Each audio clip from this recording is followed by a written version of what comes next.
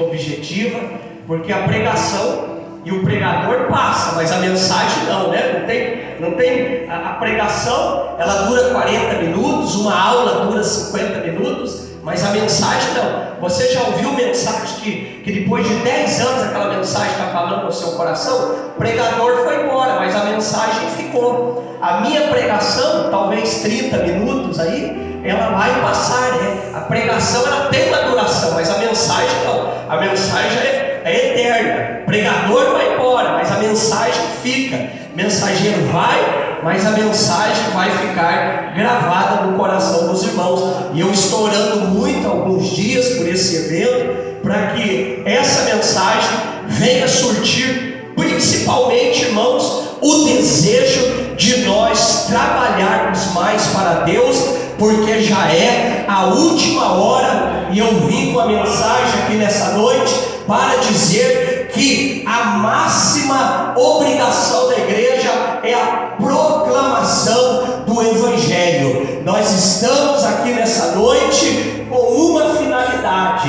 Qual é? Aprender da palavra de Deus, assimilar a palavra de Deus, mas também passar a mensagem de Deus adiante. Essa palavra, ela não pode ficar parada em nós, ela não pode ficar nessa geração. E qual é a missão da igreja? Qual é a obrigação da igreja? De quem é a obrigação de pregar o Evangelho? Com quem que Deus conta? Qual é, irmãos, o papel da igreja? Por que nós estamos aqui nessa noite? Uma empresa, ela existe, uma fábrica, ela existe para fabricar. Uma empresa, ela existe para produzir. Um hospital, ele existe com a finalidade cuidar dos doentes. Uma escola, ela existe com uma finalidade. Ela existe para educar, para ensinar.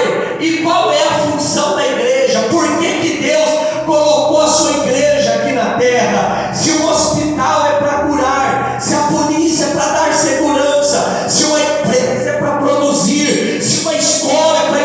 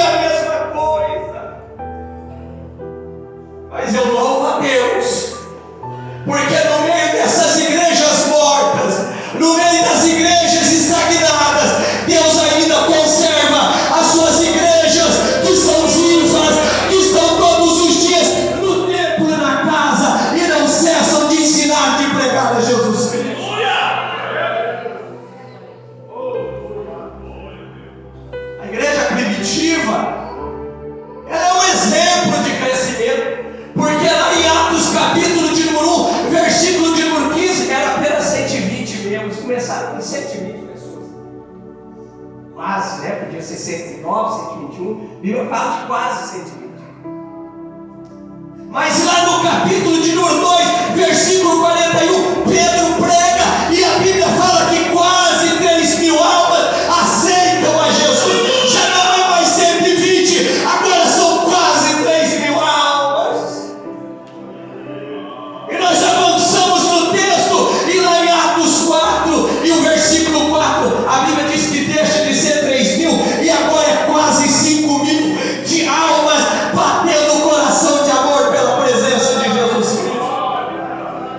E quando nós chegamos em Atos 4 e 32, ele já não estava mais contabilizando, era uma multidão. Aqueles que começaram com 120, agora é uma multidão de crentes servindo ao Senhor.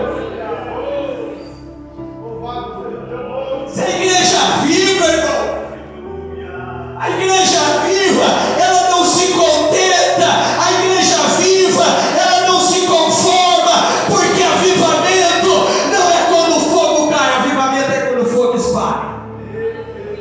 Eu vou falar de novo, avivamento não é quando o fogo cai, avivamento é quando o fogo espalha. Se o fogo cair hoje e ele espalhar amanhã, isso é avivamento. Mas se você vem no culto, adora a Deus e amanhã não faz nada, isso não é avivamento. Avivamento é quando eu saio daqui com a minha alma inflamada, e amanhã eu estou evangelizando, e amanhã eu estou na igreja, e quarta-feira eu estou na igreja. Isso é avivamento.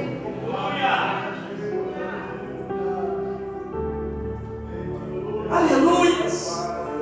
Eu olho para a igreja de Atos, capítulo de número 2, 5 e o versículo 42. Aqui eu vejo os elementos do ministério de uma igreja. Quais são os elementos do ministério de uma igreja? Em primeiro lugar, a igreja ela tem que ser forte na palavra. Uma igreja que tem saúde é uma igreja que ama a palavra de Deus. Tem crente se contentando com os alimentos que vêm da internet, de pregadores da internet, que você não sabe se tem pastor, se tem igreja, se são contribuintes, se ama a obra de Deus. Mas o crente que tem amor pela palavra de Deus, ele está todo dia se alimentando da palavra de Deus. O texto vai dizer que eles ensinavam. Em segundo lugar, eles tinham comunhão. E eles tinham também o discipulado. E em terceiro lugar, eles evangelizavam e faziam missão. Agora você vai dar glória a Deus no bom aí. Agora eu vou esclarecer melhor isso aqui. O ensino fala da minha relação com Deus. Quando eu estou ensinando a palavra de Deus, quando eu estou estudando a palavra de Deus, eu estou tendo relacionamento com Deus, porque não tem crescimento espiritual sem a palavra de Deus. A igreja que acha que ela está crescendo sem a palavra de Deus, irmão, não existe crescimento longe da palavra de Deus. Hoje o que nós estamos vendo é a igreja crescendo com troca entre os crentes, carta de mudança daqui, carta de mudança para lá, e as classes de discipulados da vazia.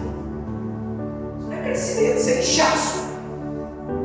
Então, quando eu estou estudando a palavra de Deus, eu estou tendo comunhão com Deus. Quando eu estou adorando, eu estou tendo comunhão com Deus. Mas quando eu estou discipulando, quando eu estou servindo, quando eu estou em comunhão, eu estou tendo relacionamento com o meu próximo. E em terceiro lugar, quando o assunto é evangelização e missão, é o meu relacionamento com o mundo. Então a igreja, ela tem relacionamento com Deus, a igreja tem relacionamento com o próximo, mas a igreja não pode esquecer que ela tem relacionamento com o mundo. A igreja tem que estar de olho em Deus, a igreja tem que estar de olho nos seus membros, mas a igreja não pode ter os olhos fechados para o clamor do mundo. O ministério de Jesus foi um ministério de enviar, de buscar, irmão. Jesus me buscou. E eu não quero nem pensar nessa noite aonde eu estaria se Jesus não me buscasse. Muitos aqui, Jesus buscou numa UTI, na pandemia, quando todos pensavam que não ia dar jeito. Outros Jesus buscou nos bailões, outros Jesus buscou nas bocas de fumo, outros Jesus buscou no tráfego, porque o ministério de Jesus é o ministério de busca. Ele me buscou, Ele te buscou, e hoje Ele conta comigo e com você para buscar o que mais está.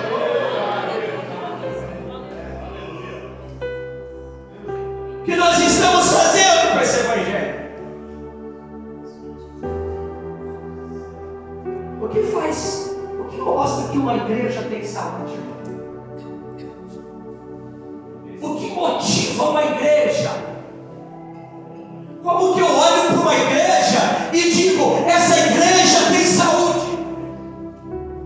Eu conheço igrejas que são dirigidas por movimentos, por programações. É como, eu diria, que é como os filhos de Jó, é só festa. A igreja que é uma programação atrás da outra. Ela vive disso. Ela se alimenta disso, de programação. Outras igrejas, ela vive para construção, para construir prédios, igrejas, salas, adquirir terrenos, carros e tudo mais.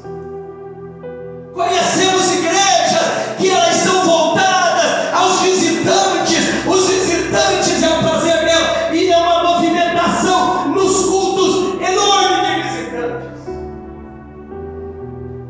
Outras igrejas, elas são dirigidas pelas finanças. A vida dela é levantar oferta, é fazer campanha, é falar de dinheiro, é falar das coisas da terra. Outras igrejas, elas são movidas pelas tradições, é o apelo pela tradição.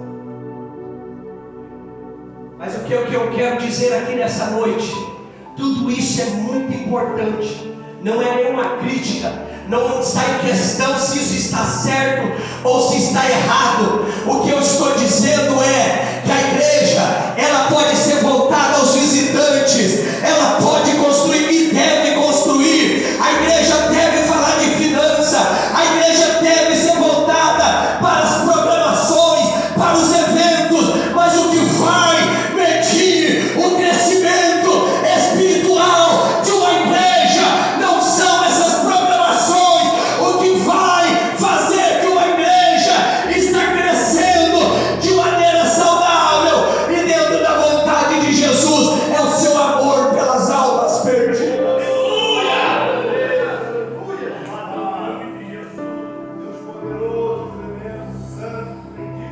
O que mostra que uma igreja é uma igreja forte é o seu amor pelas almas.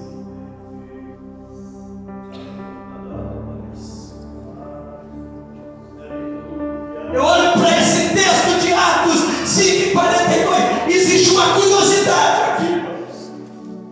Nós vemos o reino de Deus trabalhando em duas esferas: dentro da igreja e fora da igreja. Dentro da igreja, através do ensino. Aqui no texto, não cessavam de ensinar. Uma das maneiras de Deus trabalhar dentro da igreja é através do ensino. É por isso, irmão, que não existe outra maneira de medir a saúde espiritual da igreja a não ser na frequência dos crentes ao culto de ensino e a escola dominical. Porque o crente tem que alimentar, ele tem que equilibrar a sua dieta espiritual, ele tem que cuidar da sua alimentação espiritual, principalmente nesses dias. Meu Deus, ser mulher de Deus está passando por três crises. Três crises nós estamos vivendo. Nós estamos vivendo primeiro a crise da oração. Hoje ficou mais fácil de perguntar. Hoje ficou mais fácil exigir.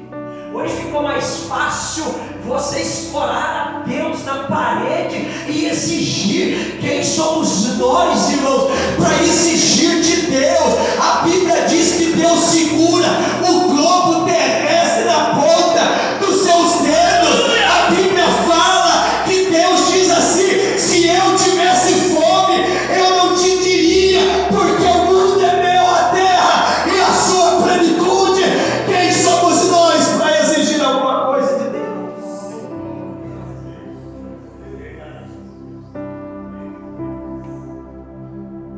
Na oração, irmãos,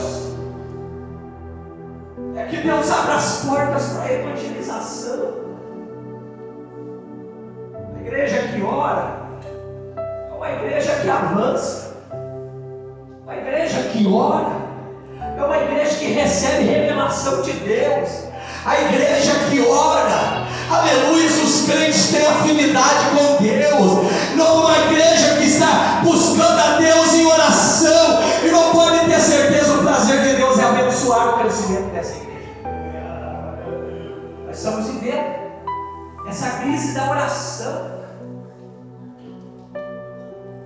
Estamos vivendo também a crise, a segunda crise, a crise da palavra.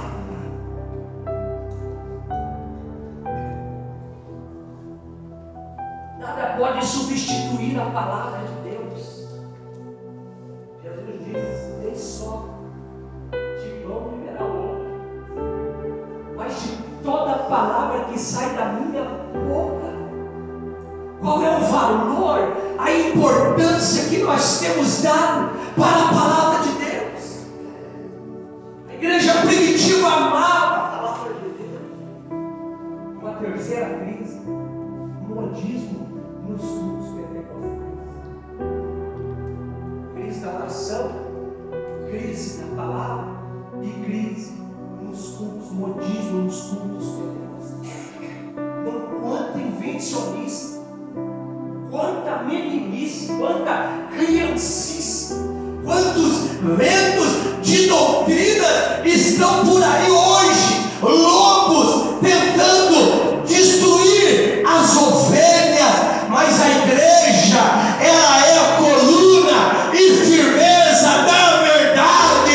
O crente que tem a Bíblia como alimento da sua alma, ele não vai se alimentar de qualquer coisa.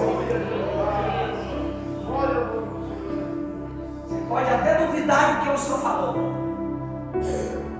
Tem pregação que eu ouço aí no auditório, tem um ponto de interrogação.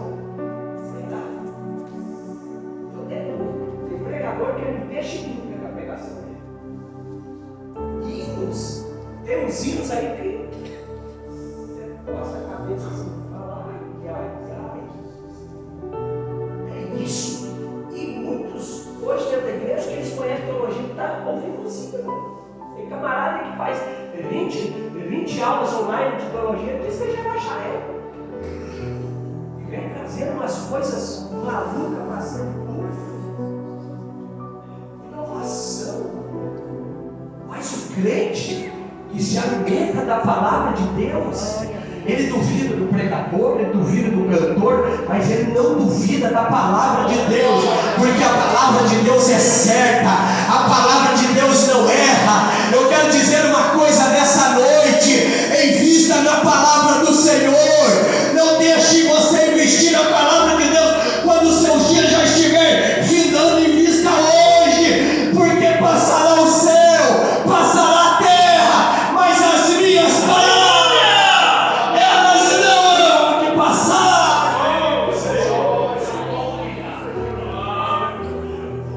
Então, nós vemos o reino de Deus operando em duas esferas: dentro da igreja, através da pregação, e no mundo, através do nosso testemunho. Porque o mundo não lê a Bíblia, mas lê a nossa Bíblia. Tem uma coisa que vai te assustar: quantos evangelhos tem na Bíblia? Quantos livros? Os evangelhos? Quatro livros: Mateus, Marcos, Apocalipse. Não, esse não. Mateus, Marcos, Lucas, João. Mas eu vim aqui nessa noite para dizer que tem 4 evangelhos, mas hoje você vai para casa sabendo que tem um 5º evangelho.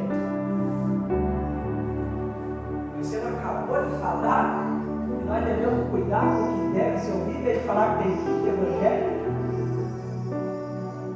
O quinto evangelho é o meu testemunho.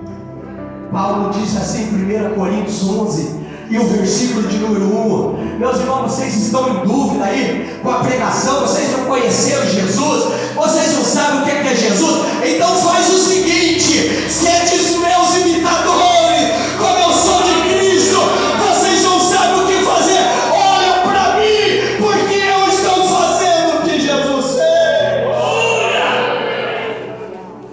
Olha aí, volta uma página antes aí, de Atos capítulo 3, versículo 1, a Bíblia diz assim, ó: Pedro e João subiam juntos ao templo na hora da oração. Versículo 3, e ele tinha um varão leproso desde o ventre, sentado à porta formosa, pedindo esmola aos que entravam. Agora tem uma expressão que quem lê a Bíblia muito rápido, porque às vezes tem gente que vai ler a Bíblia, ele só dá uma arranhadinha na Bíblia, né?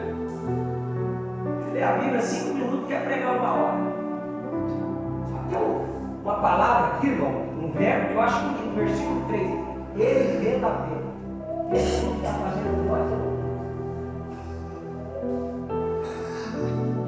Lembra da mulher samaritana? Os homens falaram assim, ó, já não é mais nem pelo que nós ouvimos, é pelo que nós vimos em você.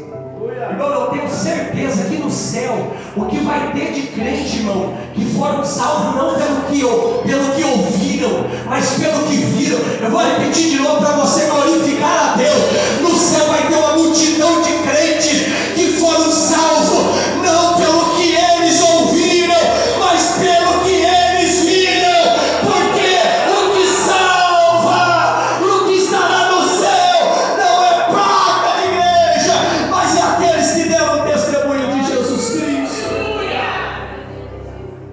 Conheço ele, não sabe pregar, não sabe ler, mas ele é bom testemunho. Então nós vemos que o Evangelho está operando de duas maneiras: na igreja, através do ensino, voltando ao texto, e no mundo, através da proclamação da palavra de Jesus Cristo. O que é que o mundo está olhando? Vamos ver. Aí eu me lembro daquele pregador, já vou fechar a Bíblia. Fechar o livro, porque a palavra continua, né? Eu falei, eu estou fechando. O livro a gente fecha, mas a mensagem continua.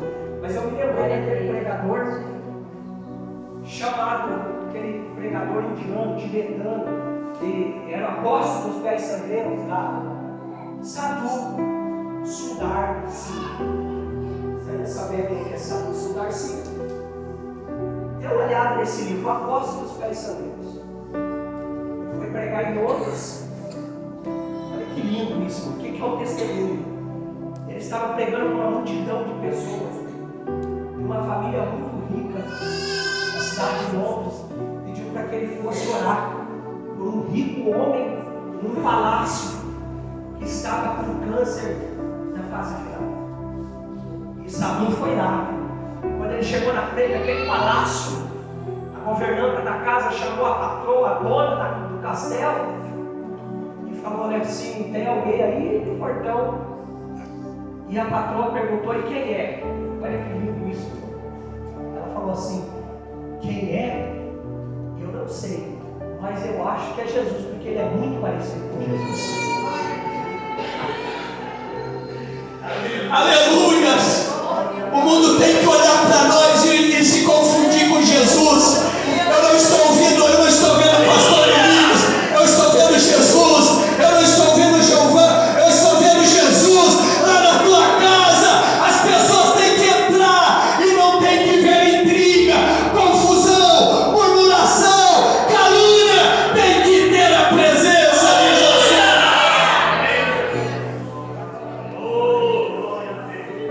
A casa tem a presença de Jesus, e até o gato é diferente do cachorro também. A irmã perguntou: vai ter cachorro lá no céu? Eu falei: tem um. Se tiver, tem um que eu quero que esteja lá. Pelo amor de Deus, late a noite, mandei na parte de cima. Esse eu não quero lá. Mas, irmão, até a criação é diferente, irmão. Ela não é. A Bíblia diz que Deus guardou até os animais. nós, dos egípcios lá, não morreram também não. Por quê? Porque Deus guarda até a criação dos crentes, irmão. A casa que tem a presença de Deus, ela é diferente, mas essa presença não pode ficar só para você. Você tem que levar para nós também. Eu vou encerrar. É a primeira vez que eu estou falando que eu vou encerrar. Meus irmãos, por que nós devemos pregar o Evangelho? Ontem eu falei de duas.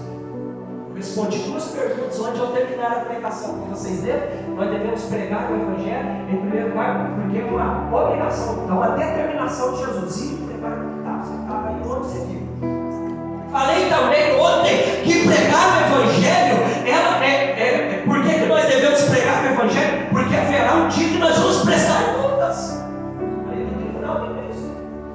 Mas hoje eu encerro mais duas observações, bem rapidamente aqui. Por que nós devemos pregar o Evangelho? Porque primeiro é um privilégio. Não é uma honra nós sermos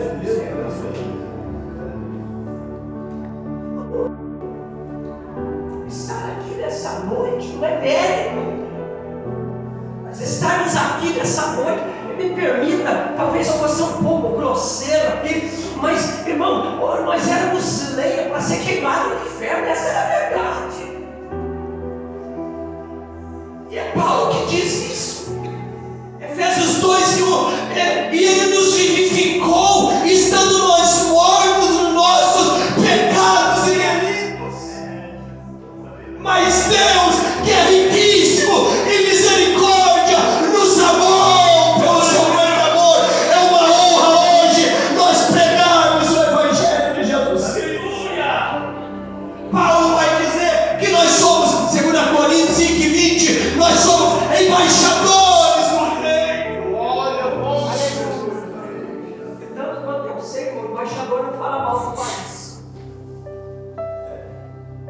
Tem de crente tacando pedra na igreja hoje, né? Esqueceu que ele é embaixador, vai para a internet, caminhando a igreja, irmão, na internet. Você é embaixador. O embaixador aí no Brasil vai falar mal do país em algum lugar. Já trouxeram aí, não. Você não está me representando bem, vem para cá. Vem que quem mandou buscar lá também não tinha muita moral para mandar a igreja, né?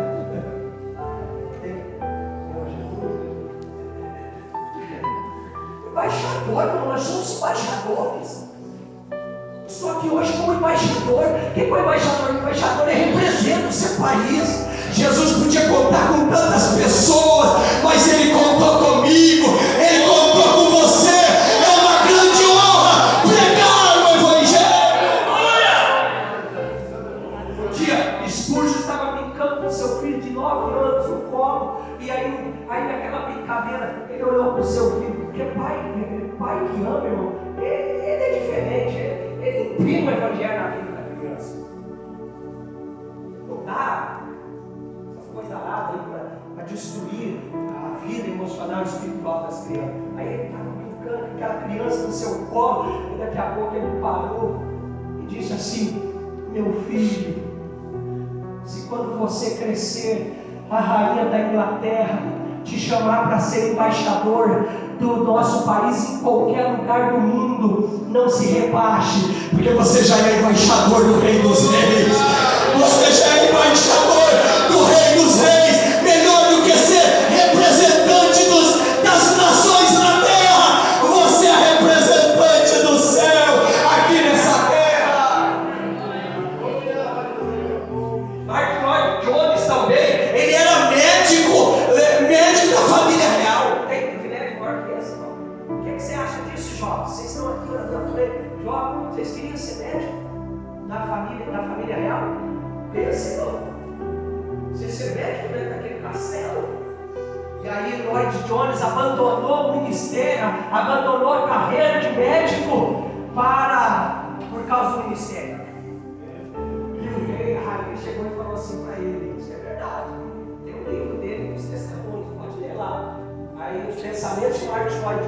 Aí o rei falou: você abandonou a carreira de médico. Tem alguma coisa que é mais privilegiada do que você ser um médico da rainha? Ele falou: tem sim, é ser pregador.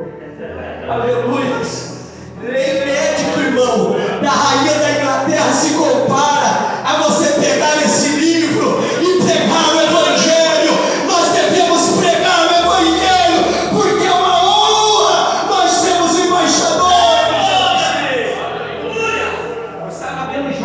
hoje aqui, recolher a oferta, pastor. Eu me lembro, a primeira vez que eu fui recolher a oferta com essa sacolinha lá na igreja, que privilégio! Que alegria para mim. Os irmãos olharam para mim e disseram: você vai recolher a oferta. Irmão, eu recolhi com tanta alegria, com tanto prazer, que parecia que era a última coisa que eu ia fazer para Jesus na terra, porque qualquer coisa que nós fazemos para Jesus é uma honra. Não reclame daquilo que você está fazendo, porque é um privilégio. Às vezes o pastor chega: posso orar? Vontade de continuar pregando, fique em pé, irmão, que o pastor chega e fala: irmão, você está sobrecarregado. Não tem problema, pastor, pode trazer mais carga, porque para mim é um privilégio. Eu conheço pessoa que está doente fisicamente, vai estar trabalhando para Jesus, porque ela entendeu que isso aqui é uma honra, irmão. Eu, às vezes falo de Jesus, tem 20, 40 na fila que poderia, que queria estar dirigindo a igreja, e o Senhor olhou para mim. Pense, que privilégio, que honra. Jesus poderia brotar com os anjos, podia ou não podia, irmãos? Não tem um texto lá em 1 Pedro que os anjos queriam fazer isso. Olha que honra isso, irmão. Aleluia. Os anjos pediram para Deus, mas é como se Deus estivesse olhando para os anjos. Você não sabe o que é pagar água, você não sabe o que é pagar a luz, você não sabe o que é crise, você não sabe o que é levantar de madrugada, vocês não sabem o que é bater cartão. Eu não vou contar com vocês. Deus não contou com a natureza. Deus podia contar com a natureza, porque lá no Salmo 19 a Bíblia diz que a natureza anuncia a grandeza de Deus, mas Deus não quis, irmão. Deus contou com você, Deus contou comigo, Deus contou com cada um de nós. Por último, por que nós devemos pregar o Evangelho, irmãos? Porque tem um dia assinalado para o juízo de Deus. Se eu não pregar o Evangelho amanhã cedo, você vê os jornais aqui da cidade, quantas pessoas que vão morrer sem Deus. Essa noite, pastor, eu não estou sendo fatalista, eu estou sendo realista. Na rua da tua casa, pessoas vão morrer assassinadas. Sangue de Jesus tem poder. Mas milhões de pessoas vão morrer se nós falharmos com a evangelização. Se a igreja falhar com a evangelização e com a missão, irmão, milhões de pessoas morrerão sem Deus.